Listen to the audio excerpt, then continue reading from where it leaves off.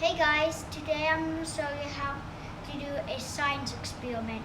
First you need some Diet Coke, and then Coca-Cola, and Dr. Pepper. And then you need a paper, and Mentos, and then a plain card.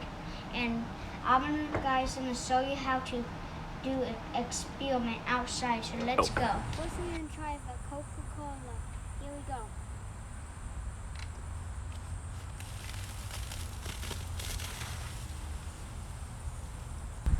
That was really cool. Let's see if the Diet Coke will go higher.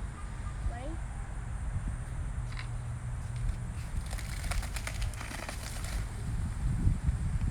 It looks like it went higher. But green for now is Diet Dr. Pepper. So let's try it out. That is definitely the highest and the coolest. Go. Please subscribe and give us a thumbs up and leave a like. And I think the Diet Dr. Pepper was the highest one. So see ya later. Bye.